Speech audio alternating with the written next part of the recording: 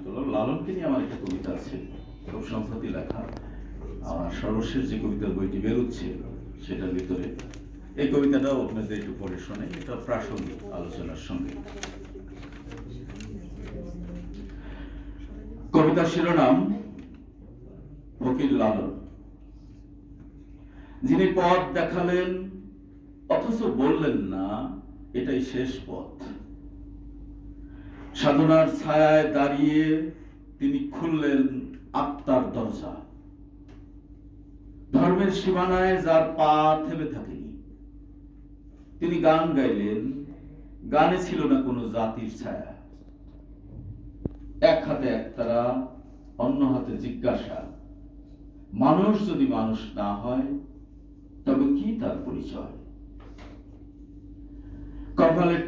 কপালে টিপ নয়, গায়ের রং নয়, তিনি খুঁজলেন সেই মানুষ যার ভেতরে মানুষ বাস করে। কৃষ্ণকে ডাকলেন, আবার রামকেও ভালোবাসলেন। আসলে খুঁজলেন সেই নিরাকার যে রূপের ওপারে থাকে। শক্তিশালী বাউল, কিন্তু বীর নয় অস্ত্রে কিংবা রক্তে।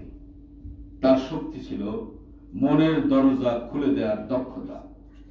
জীবনভর প্রশ্ন করেছেন, আর সেই প্রশ্নের উত্তরেই রচিত হয়েছে তার সাধনা। লালন ছিলেন না শুধু গায়ক, তিনি ছিলেন এক চলমান প্রতিবাদ বিভেদের বিপক্ষে। আজও তার সুর বয়ে যায় নদীর মতো, নিরবধি, নির্জন, কিন্তু গভীরতার অর্থে পরিপূর্ণ। লালন হারিয়ে যায়নি, তিনি আছেন সেই সব অন্তরে যারা ভালোবাসে মানুষকে বাঁচতে। সবাইকে ধন্যবাদ।